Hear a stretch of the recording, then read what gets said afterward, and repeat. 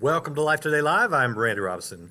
Good to have you with me today. We're going to dig into some topics that can be very difficult for people, and I really I don't know about the church in general, but I know over the last few years I have seen a willingness to discuss some topics that growing up you just didn't touch in the church, or you ignored, or you downplayed, or you made excuses for, or you over spiritualized. I really have seen, I think, a healthy move to discuss things related to mental illness, to anxiety, to depression, and I am all for shining major light, God's light, onto this so that we know how to deal with it. If you're struggling in that area, absolutely, we need to shine God's light and truth there, and be real about it. If it's not something you struggle with, and this is where I'm at, you just don't know how to relate oftentimes to people who are, and that can actually be very damaging. So it's good whether you're on the side of struggling with it or you just know someone who is. Learning how to deal with this in the proper way is extremely important and extremely helpful. So today I have a former pastor who went into counseling to help people, and you'll find out to help himself, I believe, in some ways. We'll hear it from him. Ryan Casey Waller is my guest. This is his book. And by the way, I think you get, I don't have an award, but if I did, so far you would be getting it for best book cover, Ryan. So Oh, thank you. it's Thank depression, you. anxiety, and other things we don't talk about. I love the design of this book cover. But so before we jump into this topic, I want to set it up with the book promo. Now, this is a book promo, so it's going to be like, go buy the book. But you're going to get a real good taste for what we're talking about. And by all means, if you know someone who struggles in this area, you want to hit share, tag them, whatever, call them, email them, text them, and listen to this because this will help people. Watch this, and then we will be back live with Ryan Casey Waller. Let me tell you a story we don't want to talk about.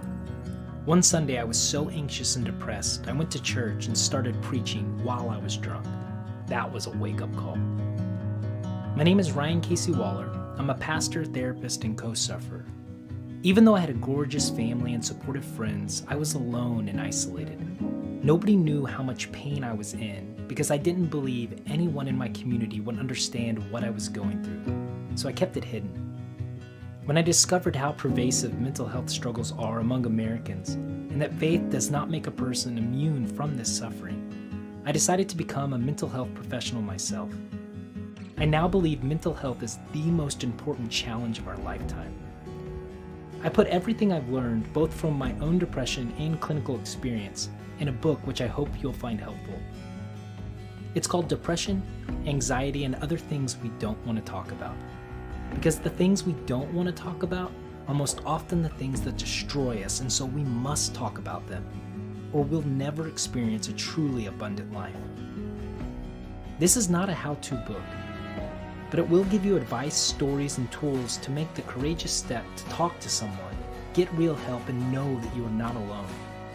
Join me, and together we can have an honest and healing discussion about depression and anxiety. Order a copy everywhere books are sold. All right, that is the book, and I think you can already tell. Interesting story, Ryan. Appreciate you being here. Thanks for having me. Excited to be here. So before we get into some of the specifics of, and depression, anxiety, mental health issues, tell us a little bit more of your story because I know watching that trailer we're like, wait, what? you know, Yeah. so give us a little more background there. Yeah, what happened, right? Yeah. Right. Well, I can tell you, I'm a person who has battled depression and anxiety for the vast majority of my life. But like a lot of people, I didn't really begin to address it until I was in my late 20s, really early 30s. I had always known that I got a little more down than my peers, or I could perceive that my other classmates and my friends weren't quite as wound up as I was. But I just sort of thought, this is just how I'm made, this is how I'm wired. And as I got older, I really began to think, well, maybe this is just my cross to bear, right? This is something that I have to deal with, right? Paul had the thorn in his side, and I really did sort of spiritualize it that way until I got to a point in my life where I began to have really more of the classic symptoms of clinical depression, where I felt a real despair that would last for a few weeks at a time. I would lose motivation. I would lose interest in the things that I was into. But even that, I could sort of, grit my teeth and bear it. It was only when I began to have panic attacks that I really, really felt like, okay, I need to seek out some professional help. And it was at that point in my life that I first availed myself to therapy, to medication, to these resources that we have available for those of us who struggle, and began to get help and began to see, right, that I could actually live a very different kind of life. And it's true, I can really divide my life into two halves. The half where I sort of just tried to make it through, kind of white knuckle it, if you will. And then the other half where I made myself open to the resources that were there. And I can, without a shadow of a doubt, say that the only way that I'm able to live the life that I do now and to do the work that I do now is because I got the help that I needed. Now, all of that being said, depression and anxiety are chronic conditions. And for those of us who must tend to them, we have to do just that. We have to continue to tend to them. And so the story that I told there in the book trailer, and what you find out at the beginning of the book, was at a point in my ministry career where I had allowed myself to get really unhealthy. And I was battling depression and anxiety, and I was not having it treated properly. And I was abusing alcohol, which led to me doing what I did, showing up to church to preach a sermon under the influence of alcohol, which was a real, as you might imagine, real low point for me. I mean, it was terribly embarrassing.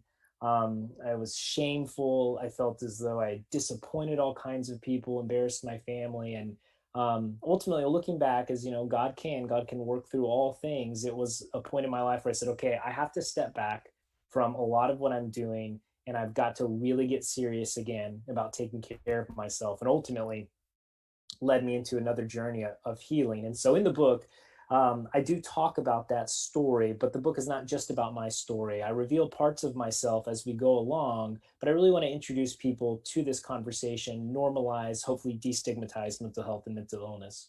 Yeah, and there's a lot of that's happened. I said to you off camera that I came into this ignorant and insensitive, and it wasn't purposeful at all. Do you find that a lot of people who don't relate in their ignorance are insensitive in ways that really just make it worse? Yeah, oftentimes. And I appreciate your vulnerability and willingness to say that look, I was insensitive to this not because I was malicious or trying to hurt anyone. I Right. just simply didn't know, and I hadn't been brought into the conversation.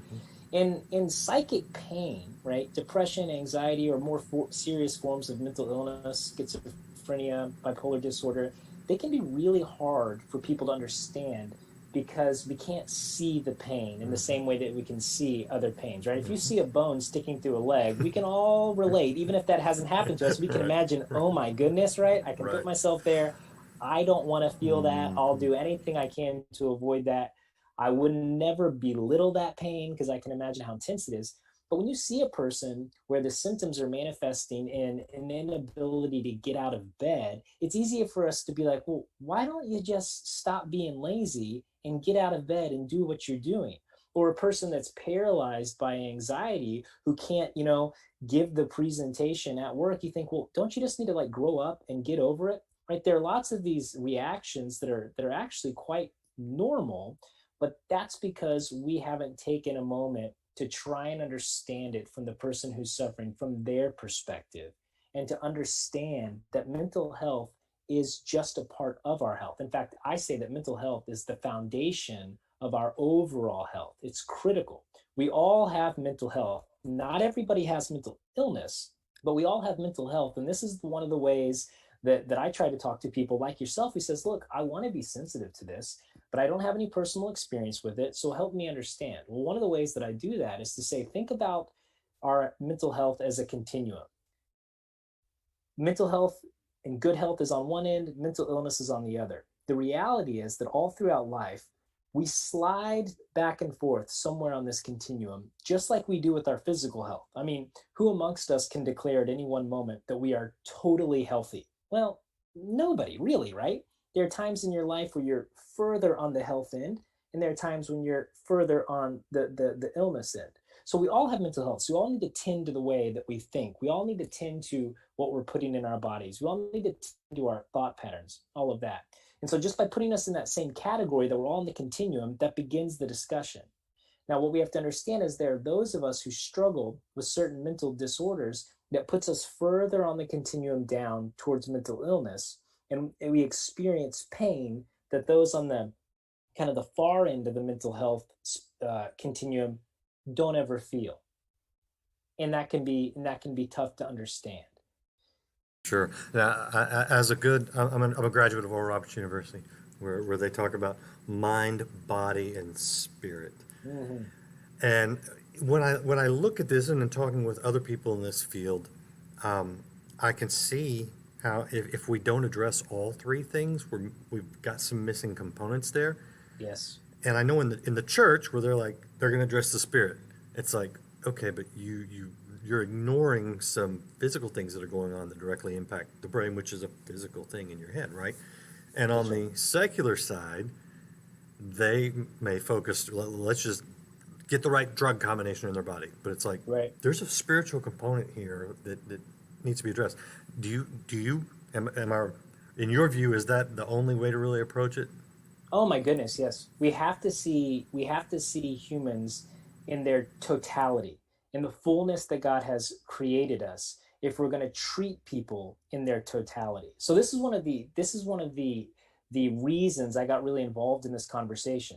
So when I was a priest, when I was working actively in the church, what would often happen is people would come into my office at a point of total crisis. So they had let a relationship completely collapse, or they were deep in the throes of addiction, or they'd been depressed for a really long time. And they came into my office and they wanted me to pray for them, which I was happy to do, always wanted to do, right? But then after I listened to them, I'd say, it sounds to me like you might have an issue with alcohol. Have you ever considered going to talk to a therapist, or, a recovery group, or, anything like that? Or it sounds to me like, you're battling insomnia at a pretty serious level. Have you addressed your anxiety, right? Have you thought about talking to a therapist? And I would often hear a couple of different things. People were really resistant to it. And they would say things like, oh, well, it's not that bad, right? They would minimize, or they would say, well, therapy is not something we do in our family. Or they would just flat out say, they're like, look, God should be enough for me. And so if I go to a therapist, I feel like I'm somehow admitting that my faith is really flawed Yep. in a meaningful way. And there was this deep sort of like just resistance and stigma to it. And I got frustrated by that, because I tell people all the time, I pray every day about my depression and my anxiety. I believe that we serve a God who can heal anything and everything, right? But I also believe that God has given us resources so we can help ourselves, right? God is not just a God who creates, God is a God who has created beings who can create other things. So in the same way that, if the doctor tells you you need open heart surgery, right? We're going to pray for you the entire time, but you better also go have that open heart surgery, right? You better avail yourself, right, to them. And so what I was trying to convince people is like, look, it's not a matter of either or, it's and. Like you just said, we've got to take care of the mind, the body, right? And the spirit, all of this working together. And so on that end, there was this resistance maybe to the psychological sciences. But as you say, when I entered into the field of the psychological sciences, there was this similar kind of bias that ran back in the other direction, where there was this idea of like, just like you said, let's take it all biological. So it's just a pharmacological, formula. Let's just get the meds right, and that's it. Or let's in fact get rid of your delusional thinking about God and religion and all that, right? There's this real kind of, there's often this stigma. Let's get that out of your life so you can deal more in reality, which that's not serving a person who's got a deep and abiding faith. And I saw these two communities as having a lot to learn from one another. If we can see one another from this truly Christian perspective, which says you're a complicated human being, there's more going on than meets the eye. We, of course, need to address the brain. If we've got a chemical imbalance, let's look at it in the same way we would any other medical issue. But let's not discount our emotions, and let's not discount our ability to be spiritual human beings, to commune with God and with others. All of this must be taken into account if we're going to treat a person in their fullness. Yeah. Yeah, absolutely. Well, that's great. We're talking to Ryan Casey Waller. This is his book, Depression, Anxiety, and Other Things We Don't Want to Talk About. And what it says there on the cover, pastor, therapist, and co-sufferer. And I want to ask you about that. You used a phrase that I've probably heard before, I hadn't thought about before. You said ministry career. And I actually like that phrase, and I'll tell you why. A lot of people think that if it's not my career, I'm not in ministry. And I'm like, no, no, no, no, no, no, no, no, no. And yeah, ministry as a full-time profession, in other words, that's where I get my health insurance, that's where I get my paycheck kind of thing. That is one thing. You left that to become a licensed counselor. And I'm guessing that you never, ever for a second left the ministry. No. So No.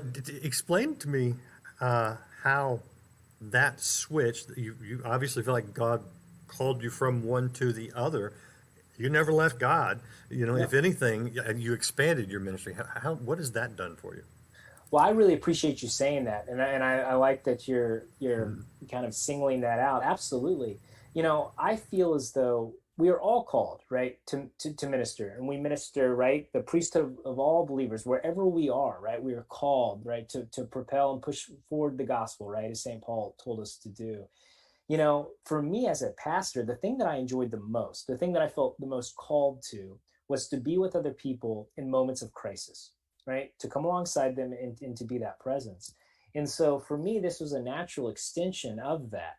So what I'm getting to do now, where oftentimes as a pastor, and for all the pastors that are listening, like, we know you've got 1,000 things that you have to do, especially if you're in a smaller church, right? You're having to be everything to everyone. You don't really have the time to engage in the art, of professional counseling over a long period of time. So what I get to do now is to sit with people and really give them that space, and then to stay with them over the long haul, to really get to be a presence in their life, to forge a deep and meaningful relationship, and then practice the art and the science of psychotherapy. So I very much feel as though I'm getting to do ministry each and every day by showing up and being present with these people.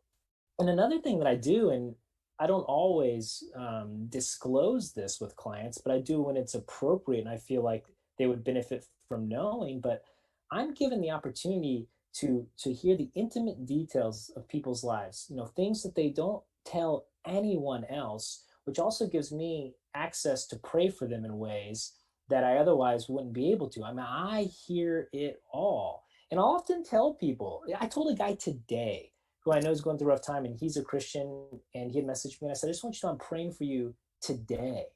And to me, it's fun to get to do that in a quote unquote non-ministry context where people really receive that because they trust me, they know that I care about them, they know that, that I only want what's in their best interest. And so to be able to offer that has been fantastic. And I'll tell you too, some clients come to see me because they know about that particular background, and they've been with other therapists in the past who have tried to diminish the role of faith in their life, and they come here because they know they can explore that here, and that I will really respect that here and incorporate that into their recovery. So I love getting to talk about and work with people on the intersection of our spirituality and our psychology. Ryan is practicing in Dallas, but you can visit his website wherever you are. It's ryancaseywaller.com. You can see the spelling right there, ryancaseywaller.com. And Ryan, back to some of the specifics of mental illness. I think one of the things that's important to talk about, both for the one who's suffering and for those who are, close to someone who is, you mentioned earlier about, someone being in bed a lot, and the person who doesn't relate to that saying, just get out of bed, go to work, go to school, whatever. How do you know if that's laziness or if that is the sign of someone that needs help? Yeah, it's a good question.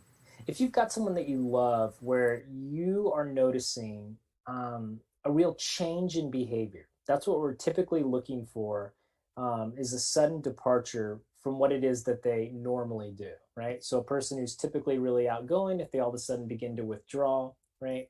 If someone who's, really withdrawn all of a sudden begins to behave kind of in a manic way, really, really excitable, not sleeping a lot, right? Then we want to pay attention to this. Here's the thing. I often tell people, whether they're the person suffering or they're wondering about the person who might be suffering, with mental health, we seem to feel like we have to somehow figure this out on our own, like hold back, right? And be like, let me figure this out if this really is a thing. Right. And then maybe we'll like try and broach the topic of maybe going to see a therapist. Think about this. We don't do that with any other professionals. If Mm-mm. I have a question about my taxes, I don't try and figure it out myself. I just call the CPA and I'm like, hey, here's the situation. I have no idea if this is like a real thing or not. Like, will you look at it? We do the same thing with my tooth kind of hurts. I'm going to go to the dentist. I recommend the same approach with mental health. If there's even the concern that, wow, this looks a little different, my child seems to be sleeping an extraordinary amount of time, seems to be withdrawing. You can just ask the question, right? Are you feeling down? Do you feel like you'd like to talk to someone, or things on your mind? And then let them go and present it to the professional, because the professional is the one who is trained to hear what's being said and filter it through the lens to say, yeah, there's something going on here, or no, this is completely, developmentally normal, or given your circumstances or whatever it might be. Let them do that for you.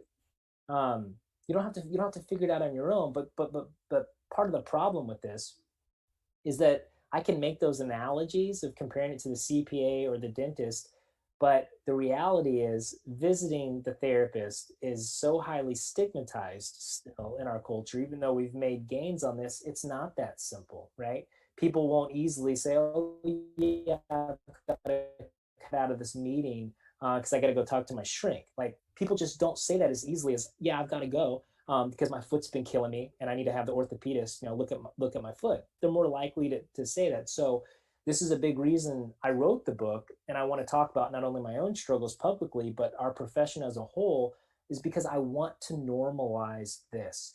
In every year, 1 in 4 Americans experiences a mental health struggle. Suicide is now the 10th leading cause of death for Americans. Amongst people aged 14 to 24, suicide is the second leading cause of death. Unreal. And all we are seeing are these trends. They're spiking upward. We're headed in the direction we don't want to go to.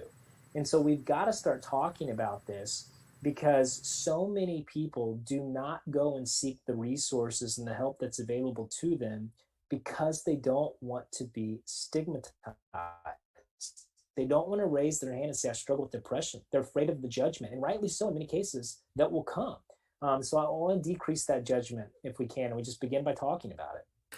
Yeah, and pardon, pardon my good old Irish sense of humor, but if you need to see a therapist and you don't want to explain it to anybody, just tell them at school or at work that you're going to see a proctologist, and they won't ask any more questions at all. It'll be over. It'll be over, right? It'll be over. They'll be like, there's the door. Okay. So, Yeah. but seriously, I appreciate you saying that, because you're 100% right. We do that with every other kind of doctor, but we're like, or we, and same thing's true as like a parent with a child or a loved one. You're like, let me figure this out, and then maybe we'll see a professional. Oh, yeah. And that's just that is so backwards from what we do with everything else. It's like, what, you can't read that? Let's go to the eye doctor, or oh my gosh, your toe is purple. I got to take you to see a doctor right now. But we don't do that. All right, I Yeah. want to before I let you go, we've got a few minutes left here, so we're good. But I want you really to address two kinds of people that I think would be watching. Okay. And it's the two we've talked about. Number one, well, before I get to that, I have one more question. In the last year, we're approaching almost a full year of COVID and quarantine and fear and lockdown and loss of job and loss of loved ones. I'm guessing that you've been really busy. Yeah, I've been really busy. And I almost feel terrible like saying that. It's like, yeah, Well, no, but Um, you need to be though. So I mean, that means yeah. you're helping people. Well, it is. I'm happy. Yeah, that people are reaching out. There's kind of the gallows humor of joking. Mental health professionals have good job security right now, and because a lot of people are really, really suffering. I've seen Sure. all kinds of relapse over this past year. Mm. I've seen just the stress. Everybody knows, financial stress is kind of unique unto itself. It's a real beast. And anyone who's ever had it, I mean, that thing just hovers and stays with you. Yeah. So many people have dealt with that. Marital discord is another one. It's like really hard to enjoy your life when like things are very, very tense, right, between spouses. Seeing so much of that that's been exacerbated by the financial stresses, by the isolation, by just the kind of reorienting of all these patterns of everybody staying home all day and being together. It's been really, really busy because of that. And so I kind of feel bad saying it, but I also feel really blessed to be in this place because people are suffering. And so they need folks. And I'm so glad, I feel honored that I get to be in this place to help, a few of them. I don't think that's going away anytime real soon. So your insight and your valuable services are very much appreciated. To the two types of people that I would like you to address, and we'll start with the people, like me, the ones who d- just have a hard time sometimes, going, oh, okay, well that's some mental illness or some sort of issue that is out of my control, with Mhm. you, and that I can't relate to. What's the, if you could just speak to us for a second, what do we just really need to know? Yeah. You need to know, well, that it's real, right? To don't discount it, to take it seriously. When someone describes this to you, you should know that oftentimes with mental illness or mental health struggles, the person feels very isolated and often very, very lonely. And so, what they need more than anything, if you're going to talk to them about it, is they need someone who will hold space for them and will just listen and do so non judgmentally. So, it takes the pressure off of you, I think, because you don't have to fix anything. You don't have to fully understand. You don't have to be the savior in this situation. In fact, let me tell you, the person's not wanting you to be that or needing because they know that you can't.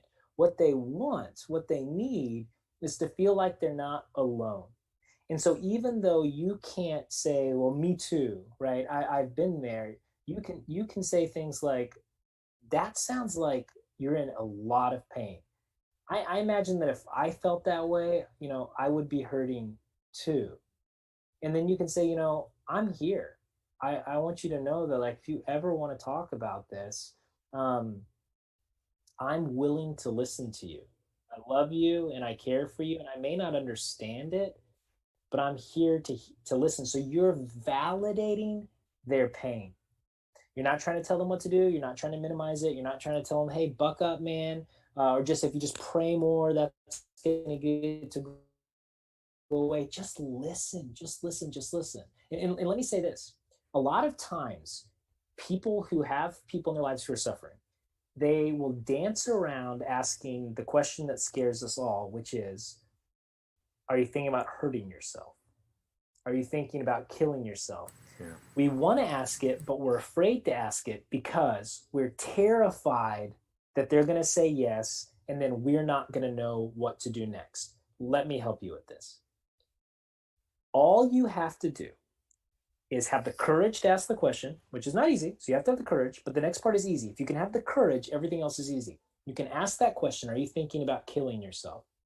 And if they say yes, all you have to do is say, there are professionals who have trained for years and years and years to help you.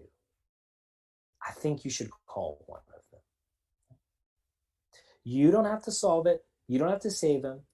Just be there. Don't judge it and tell them there's help. That's all you have to do. Well, that's good. If it's my loved one, I'm going to say, and I'll drive you there, right? I'll go Absolutely. with you. So yeah, Absolutely. I'll stay with you. yeah, Yeah. that is so good. That is so good and so right, and I appreciate everything you said. The last one that I want you to address is that person who is suffering. hmm Here's what I'd say to you. If you're hearing me right now, what I want you to know is that the pain that you're in today is not necessarily the pain you're going to be in tomorrow.